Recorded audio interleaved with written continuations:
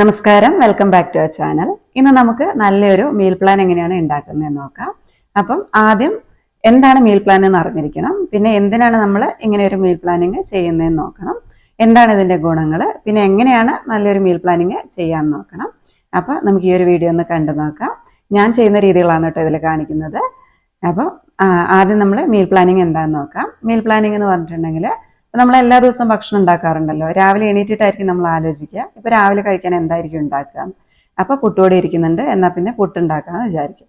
പുട്ട് ഉണ്ടാക്കിക്കൊണ്ടിരിക്കുമ്പോഴായിരിക്കും നമ്മൾ വിചാരിക്കുക ഇനിയിപ്പോ പുട്ടിന് എന്തായിരിക്കും കറി ഉണ്ടാക്കാന്ന്. അപ്പോൾ ഓർക്കും കടലയോ ചെറുപയറോ എന്തെങ്കിലും ഉണ്ടാക്കാന്ന്. അപ്പം കടലയും ചെറുപയറും വെള്ളത്തിലിട്ടിട്ടുണ്ടാവില്ല ചിലപ്പോൾ. അപ്പൊ നമ്മൾ അവസാനം വിചാരിക്കും എന്നാ പിന്നെ ചെറുപയറാകുമ്പോൾ കുറച്ച് കൂടുതൽ വിസിലടുപ്പിച്ചാൽ മതിയല്ലോ, നമുക്ക് ചെറുപയർ തന്നെ കറി വെക്കാന്ന് വിചാരിക്കും. അങ്ങനെ അന്നത്തെ ബ്രേക്ക്ഫാസ്റ്റ് എന്താവും?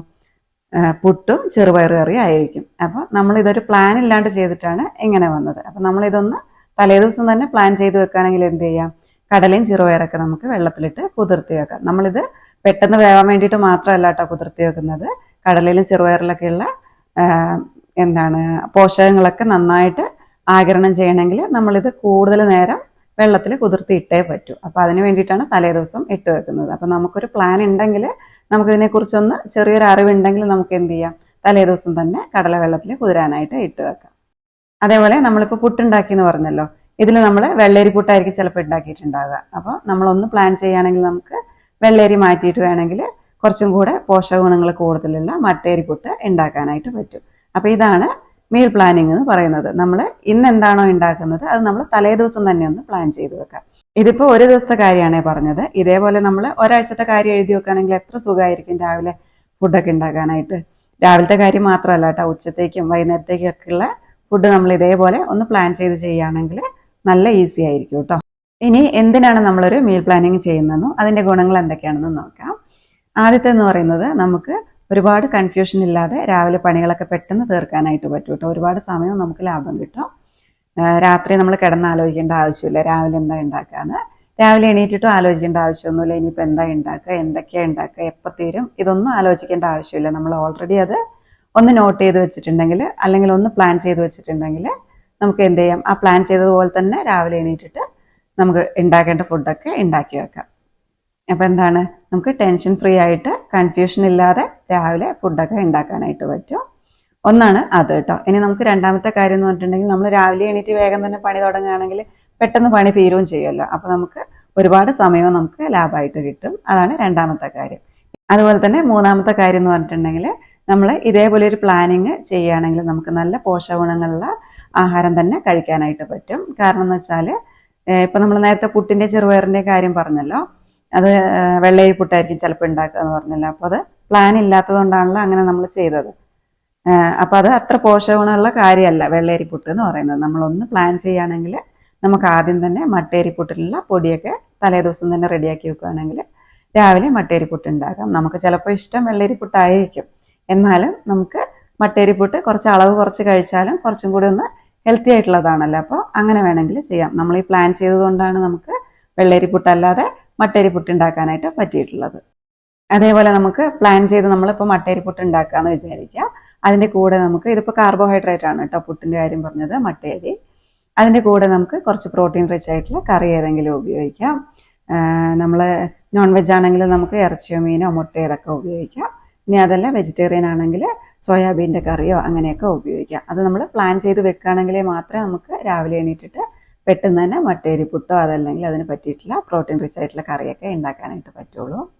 പിന്നെ നമുക്ക് നല്ലൊരു മീൽ പ്ലാനിങ് ഉണ്ടെങ്കിൽ നമ്മൾ വാങ്ങിച്ചു വെച്ചിരിക്കുന്ന സാധനങ്ങളൊന്നും നമ്മൾ വേസ്റ്റ് ചെയ്യാതെ ഉണ്ടാക്കും കേട്ടോ. കാരണം ഇപ്പോൾ നമ്മൾ പുട്ടിൻ്റെയും കറീൻ്റെയൊക്കെ കാര്യം പറഞ്ഞ പോലെ കടലക്കറി ഉണ്ടാക്കണമെങ്കിൽ നമ്മൾ നാളെ കടലക്കറി ഉണ്ടാക്കണമല്ലോ എന്ന് വിചാരിച്ചിട്ട് നമ്മൾ കടല വാങ്ങിച്ചു വെക്കുമല്ലോ. അപ്പോൾ ആ വാങ്ങിക്കുന്ന കടല നമ്മൾ പ്ലാൻ ചെയ്തതുപോലെ തന്നെ നമ്മൾ കടലക്കറി ഉണ്ടാക്കും.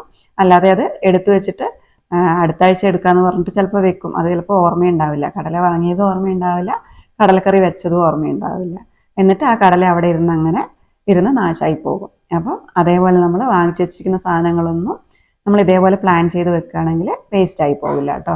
ഇനി അടുത്ത കാര്യം എന്ന് പറയുന്നത് നമ്മൾ കഴിച്ച ഫുഡ് തന്നെ കഴിച്ചിട്ട് മടുക്കൂല കേട്ടോ. കാരണം പ്ലാനിങ് ഉണ്ടെങ്കിൽ ഇന്ന് ദോശ ഉണ്ടാക്കുക, നാളെ പുട്ടുണ്ടാക്കുക, അടുത്ത ദിവസം ഉപ്മാവ് ഉണ്ടാക്കുക, അങ്ങനെ നമുക്കൊരു പ്ലാൻ ഉണ്ടാവും. അപ്പോൾ അതിനനുസരിച്ച് നമ്മൾ മാറി മാറി ഉണ്ടാക്കുള്ളൂ. അതേസമയം നമുക്ക് പ്ലാൻ ഇല്ലെങ്കിൽ ഇന്ന് നമ്മൾ രാവിലെ ഒരു ചായക്ക് എന്താണ് കടി ഉണ്ടാക്കുന്നത് അത് തന്നെ നമ്മൾ പിറ്റേ ദിവസം ഓർക്കുമ്പോൾ ഇന്ന് എന്താ ഉണ്ടാക്കാന്ന് ഓർക്കുമ്പോൾ ഇത് തന്നെ ഉണ്ടാക്കിയേക്കാന്ന് ഓർത്തിട്ട് തലേ ദിവസം ഉണ്ടാക്കിയത് തന്നെ ഉണ്ടാക്കും.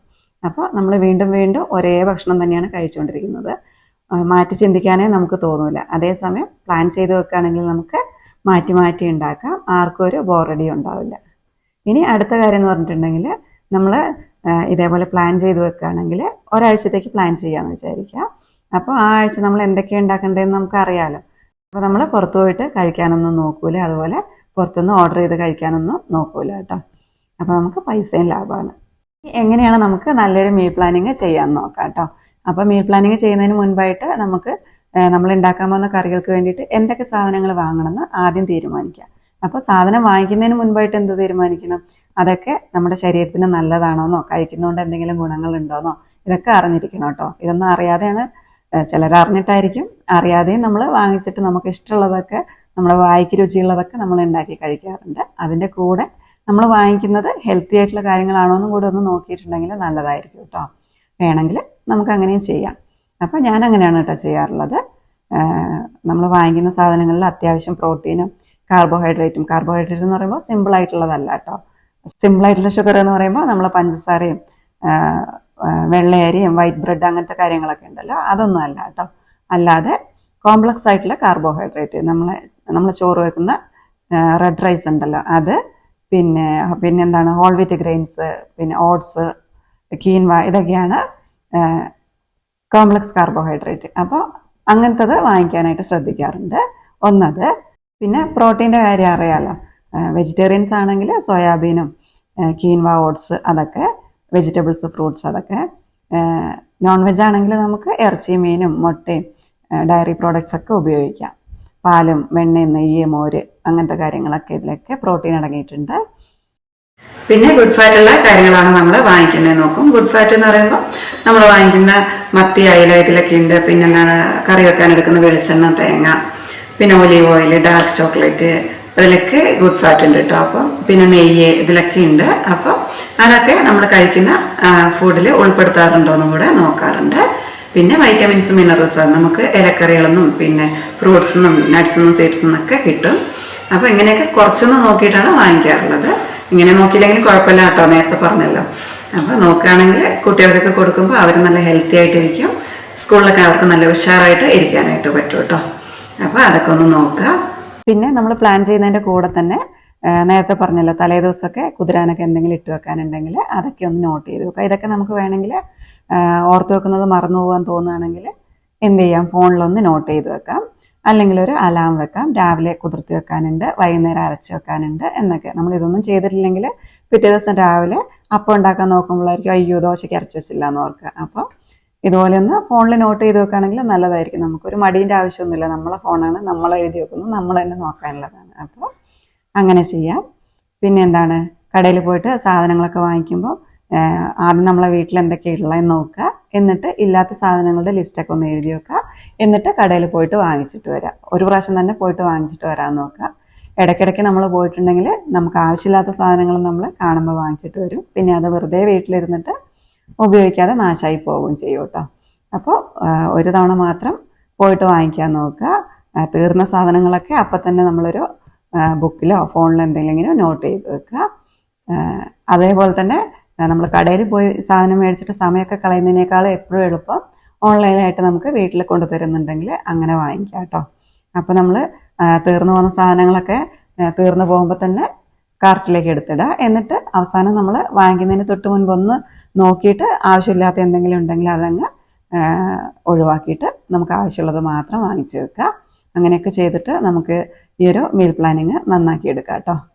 പിന്നെ നമ്മൾ വാങ്ങിച്ചുകൊണ്ടിരുന്ന സാധനങ്ങളൊക്കെ കഴുകി വൃത്തിയാക്കി നന്നായിട്ട് എങ്ങനെയാണ് സൂക്ഷിക്കേണ്ടത്, അതോ നമ്മൾ എങ്ങനെയാണ് സൂക്ഷിക്കാറുള്ളത് അതുപോലെ എടുത്ത് വെക്കുക. ഫ്രിഡ്ജിലൊക്കെ വെക്കുന്നതെങ്കിൽ കൊണ്ടുവന്നപാടെ കഴുകിയിട്ട് നല്ല വൃത്തിയാക്കി വേറെ വേറെ ആയിട്ട് പാത്രത്തിലിട്ട് അടച്ചിട്ട് സൂക്ഷിച്ചു വെക്കുക. അല്ലെങ്കിൽ പിന്നെ നമ്മൾ കറി വെക്കാൻ എടുക്കുമ്പോൾ നോക്കുമ്പോഴായിരിക്കും വാങ്ങിച്ചു വെച്ചിരിക്കുന്ന സാധനങ്ങളൊക്കെ നാശമായി പോയിട്ടുണ്ടാവും. അതുകൊണ്ട് സാധനം വാങ്ങിയാൽ മാത്രം പോരാ, വാങ്ങിച്ചത് നമ്മൾ വെക്കുന്നത് വരെ നന്നായിട്ട് വൃത്തിയായിട്ട് എടുത്തു വെക്കും കൂടെ വേണേ. ഇനി നമുക്ക് നല്ലൊരു മീൽ പ്ലാനിങ് എങ്ങനെയാണ് ചെയ്യാൻ നോക്കാം. ഞാൻ എന്താ ചെയ്യുന്നതെന്ന് കാണിച്ചു തരാം കേട്ടോ. കാണാൻ പറ്റുന്നുണ്ടോ? ഇല്ലായിരിക്കില്ല. ഞാൻ സ്ക്രീൻഷോട്ടായിട്ട് കാണിക്കാം. ആദ്യം എഴുതി വെക്കുമായിരുന്നു. ചിലപ്പോൾ എഴുതി വെച്ചിട്ട് നോക്കും, അതല്ലെങ്കിൽ മനസ്സിൽ ഓർത്ത് വെക്കുകയും ചെയ്യും. കാരണം ഇത് കുറേ നാളായിട്ട് ചെയ്യുന്ന കാര്യമാണല്ലോ, അപ്പോൾ മറന്നു പോവില്ല. അപ്പോൾ മറന്നു പോകുന്നുണ്ടെങ്കിൽ നമുക്ക് ഇങ്ങനെ ചെയ്യാം. ഓരോ ദിവസം എഴുതി വെക്കുക. തിങ്കൾ തൊട്ട് ഞായർ വരെ എഴുതി വെച്ചിട്ടുണ്ട് താഴെ. എന്നിട്ട് ഓരോ ദിവസത്തിന്റെ നേരെയും നമ്മൾ ഓരോ ബോക്സ് ആയിട്ട് വരച്ചു വെച്ചിട്ടുണ്ട്. ഇത് രാവിലത്തെ ബ്രേക്ക്ഫാസ്റ്റ് ആണ് കേട്ടോ. അതിനെന്താ നമ്മൾ ഉണ്ടാക്കാൻ പോകുന്നത് നമുക്ക് ആദ്യം എഴുതി വെക്കാം. ഞാനിപ്പോൾ ഇവിടെ എഴുതിയിരിക്കുന്നത് റാഗി ഇഡലിയും ഗ്രീൻ ചിക്കൻ കറിയാണ് കേട്ടോ. പിന്നെ ഈ രണ്ടാമത്തെ കോളം എന്ന് പറഞ്ഞിട്ടുണ്ടെങ്കിൽ കുട്ടികൾക്ക് രാവിലെ സ്കൂളിലേക്ക് കൊടുത്തു വിടാനുള്ളതാണ്, ബ്രഞ്ചായിട്ട് കൊടുത്തു വിടുന്നത്. അത് നമുക്ക് എപ്പോഴും നല്ലത് ഫ്രൂട്ട്സോ നട്ട്സും സീഡ്സ് ഒക്കെ കൊടുത്തു വിടുന്നതാണ്. ഞാനിപ്പോൾ ഫ്രൂട്ട്സും അതിൻ്റെ കൂടെ ഡേറ്റ്സോ അല്ലെങ്കിൽ ബദാമോ കാഷ്യൂനട്ടോ പിന്നെ ഉണക്കമുന്തിരി അങ്ങനെ എന്തെങ്കിലുമൊക്കെ ആട്ടോ കൊടുത്തു വിടുക. പിന്നെ അടുത്ത ബോക്സിൽ നമ്മുടെ ലഞ്ച്, അതിൽ ഞാൻ ഇപ്പോൾ അവർക്കും കൂടെ കൊടുത്തു വിടാൻ പറ്റിയിട്ടുള്ളതാണ് എഴുതിയിട്ടുള്ളത്. ടൊമാറ്റോ റൈസും തൈരുമാണ് എഴുതിയിട്ടുള്ളത്. പിന്നെ അടുത്ത വെള്ളിയിൽ എഴുതിയിരിക്കുന്നത് വൈകുന്നേരം അവർ സ്കൂൾ വിട്ട് വരുമ്പോഴേക്കും കൊടുക്കാനുള്ളതാണ്. അരിയുണ്ടയാണ് എഴുതിയിട്ടുള്ളത്. ഇനി അടുത്ത ബോക്സിൽ നമ്മൾ രാത്രി കഴിക്കുന്ന ഭക്ഷണം, അത് ഞാനിപ്പോൾ ഗ്രീൻ ചിക്കൻ കറി തന്നെയാണ് എഴുതിയിട്ടുള്ളത്. രാവിലെ ഉണ്ടാക്കിയിരിക്കുന്ന കറി ബാക്കിയുണ്ട്, അത് തന്നെയാണ് എടുക്കുന്നത്. അപ്പം കറി വെറുതെ വേസ്റ്റ് ചെയ്യണ്ടല്ലോ, അപ്പം നമുക്ക് ആ ഒരു കറിക്ക് ചേരുന്ന എന്തെങ്കിലും കൂടെ ഉണ്ടാക്കണം. അപ്പം ഞാനിവിടെ എഴുതിയിരിക്കുന്നത് ചപ്പാത്തിയാണ് കേട്ടോ. ഇനി ചോറും ചപ്പാത്തിയും കറിയൊന്നും വേണ്ടാത്തവർക്ക് വേണമെങ്കിൽ എന്ത് ചെയ്യാം, സാലഡോ അതല്ലെങ്കിൽ സ്മൂത്തിയൊക്കെ ഉണ്ടാക്കിയിട്ട് അങ്ങനെയും കഴിക്കാം. നമ്മൾ ഇതേപോലെ ഒരു മീൽ പ്ലാനിങ് നടത്തുകയാണെങ്കിൽ ഇത് കണ്ടല്ലോ, ഇപ്പോൾ ഓരോന്നും നമ്മൾ എഴുതിയല്ലോ. നമ്മൾ രാവിലെ എണീക്കുക, ഇത് നോക്കുക, പെട്ടെന്ന് തന്നെ റാഗി ഇഡലി ഗ്രീൻ ചിക്കൻ കറി ഉണ്ടാക്കുക. റാഗി ഇഡലിക്ക് വേണ്ട മാവൊക്കെ തലേദിവസം അരച്ച് വെക്കാൻ നമ്മൾ ഫോണിൽ എഴുതി വെക്കണം, നോട്ട് ചെയ്യണം, അല്ലെങ്കിൽ ഓർത്ത് വെക്കണം എന്നുള്ള കാര്യം മറക്കരുത് കേട്ടോ. അതും കൂടെ ചെയ്യണം അതിൻ്റെ കൂടെ തന്നെ. പിന്നെ അടുത്ത കാര്യങ്ങളൊക്കെ ഇത് നോക്കിയിട്ട് തന്നെ വേഗം അങ്ങനെ ചെയ്തിട്ട് രാവിലെ പെട്ടെന്ന് തന്നെ 1-2 മണിക്കൂറിൽ നമുക്ക് അടുക്കളയിലെ പണി മുഴുവനും തീർക്കാനായിട്ട് പറ്റും.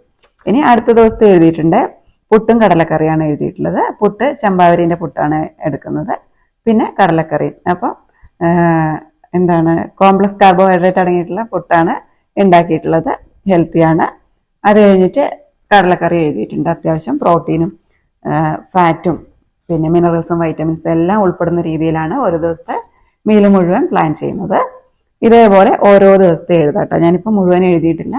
നമുക്ക് എന്താണോ ഇഷ്ടം അത് ഇതുപോലെ ആലോചിച്ചിട്ട് എഴുതാം.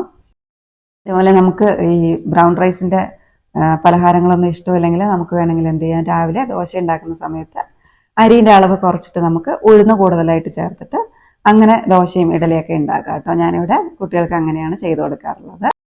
പിന്നെ എന്താണ്, ആഴ്ചയിലൊരു 3 ദിവസമൊക്കെ നമ്മൾ ഇലക്കറികളൊക്കെ കഴിക്കാനായിട്ട് ശ്രദ്ധിക്കുക. അപ്പം ഇതേപോലെ നമ്മൾ പ്ലാൻ ചെയ്ത് എഴുതി വെക്കുകയാണെങ്കിൽ നമുക്ക് അതിനനുസരിച്ച് വാങ്ങിച്ചിട്ട് വരാം. അതേപോലെ ഈ ഇലക്കറികളൊക്കെ നമ്മൾ ഈ ഓൺലൈനിൽ വാങ്ങിക്കുന്നതിനേക്കാളും നല്ലത് നമുക്ക് കടയിൽ പോയിട്ട് നോക്കി വാങ്ങിക്കുന്നതാണ്.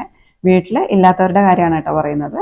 വീട്ടിൽ നമുക്കുണ്ടെങ്കിൽ എളുപ്പമായില്ലേ, ഇന്ന് ചീരപ്പേരി ഉണ്ടാക്കുക, ചീര വറയ്ക്കാനുണ്ട്, അതല്ലെങ്കിൽ കോവക്ക വറയ്ക്കാനുണ്ട്, ഇങ്ങനെയൊക്കെ നമുക്ക് അതും പ്ലാൻ ചെയ്ത് ആലോചിച്ച് വെക്കാം കേട്ടോ. വാങ്ങിക്കുന്നവരുടെ കാര്യം മാത്രമല്ല പറഞ്ഞത്, നമ്മുടെ വീട്ടിൽ ഉണ്ടാക്കുന്നവരാണെങ്കിലും ഇതേപോലെ തന്നെ ഒന്ന് പ്ലാൻ ചെയ്ത് വെച്ചിട്ടുണ്ടെങ്കിൽ നല്ലതായിരിക്കും.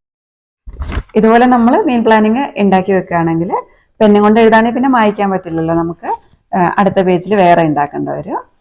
അതേസമയം നമ്മൾ പെൻസിലും കൊണ്ട് എഴുതുകയാണെങ്കിൽ നമുക്ക് മായ്ച്ചിട്ട് ഇതേ കളയിൽ തന്നെ എഴുതി വെക്കാം കേട്ടോ. ഇനി ഇതിപ്പം നമ്മൾ എഴുതി വെക്കുന്നതല്ലേ, നമുക്ക് കാണാനുള്ളതാണ്, കുഴപ്പമൊന്നുമില്ല. എന്നാലും നമുക്ക് ഇത് നല്ലൊരു ഭംഗിയായിട്ട് സൂക്ഷിക്കണം എന്നുണ്ടെങ്കിൽ എന്ത് ചെയ്യാം, നമുക്ക് ഓൺലൈനിൽ നിന്ന് ആമസോണിലൊക്കെ വാങ്ങിക്കാൻ കിട്ടും കേട്ടോ. മീൽ പ്ലാനർ എന്ന് പറഞ്ഞിട്ട് അത് വാങ്ങിക്കാൻ കിട്ടും. അതിൻ്റെ കൂടെ തന്നെ നമുക്ക് അത് മായ്ച്ച് കളയാനുള്ള ഡസ്റ്ററും അതുപോലെ എഴുതാനുള്ള പെന്നും കിട്ടും. മാഗ്നറ്റിൻ്റെ ആണ് കേട്ടോ. നമുക്കത് ഫ്രിഡ്ജിലേക്ക് ഒട്ടിച്ച് വെച്ചാൽ മതി.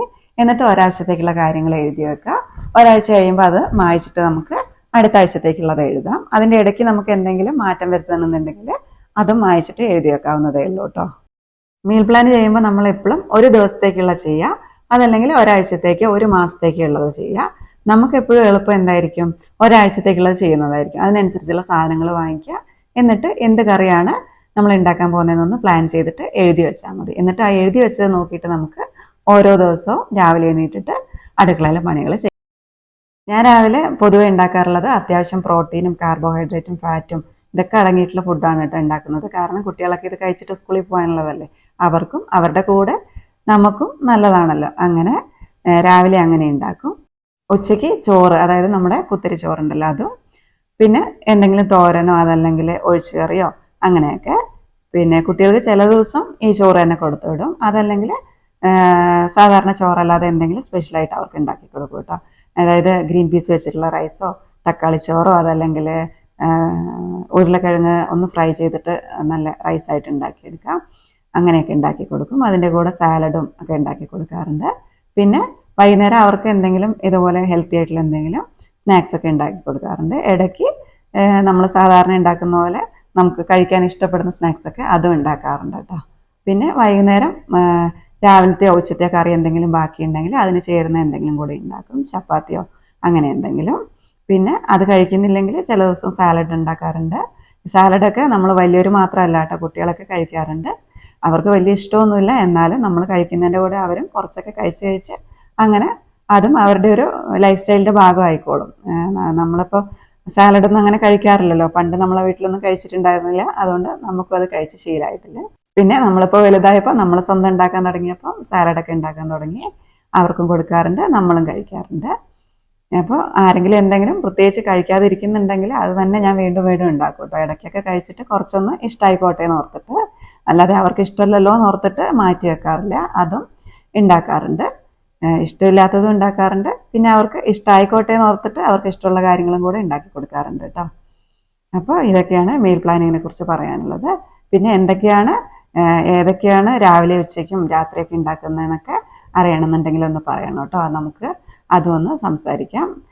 അറിയണമെന്നുണ്ടെങ്കിൽ താഴെ ഒന്ന് കമൻ്റായിട്ട് എഴുതിയാൽ മതി. അപ്പോൾ ഈ ഒരു വീഡിയോ എല്ലാവർക്കും ഇഷ്ടപ്പെട്ടു എന്ന് വിചാരിക്കുന്നു. ഉപകാരപ്പെട്ടിട്ടുണ്ടെങ്കിൽ ഒന്ന് ലൈക്ക് ഷെയറും കൂടെ ചെയ്യണേ. പിന്നെ നമ്മുടെ ചാനൽ ഇതുവരെ സബ്സ്ക്രൈബ് ചെയ്യാതെയാണ് കാണുന്നതെങ്കിൽ ഒന്ന് സബ്സ്ക്രൈബും കൂടെ ചെയ്യണം. സബ്സ്ക്രൈബ് ചെയ്യുന്ന സമയത്ത് അതിൻ്റെ തൊട്ടടുത്തൊരു ബെൽ ബട്ടൺ ഇല്ലേ, അതും അതിൽ ഓളും കൂടി ഒന്ന് പ്രസ് ചെയ്യണേ. അങ്ങനെയാണെങ്കിൽ ഞാൻ അപ്ലോഡ് ചെയ്യുന്ന വീഡിയോസൊക്കെ, പുതിയ വീഡിയോസൊക്കെ പെട്ടെന്ന് തന്നെ നിങ്ങൾക്ക് ഫോണിലേക്ക് നോട്ടിഫിക്കേഷനായിട്ട് കിട്ടിക്കോളും. അപ്പോൾ ഇതുപോലെയുള്ള നല്ലൊരു വീഡിയോ ആയിട്ട് വീണ്ടും കാണാം. അതുവരെ നന്ദി, നമസ്കാരം.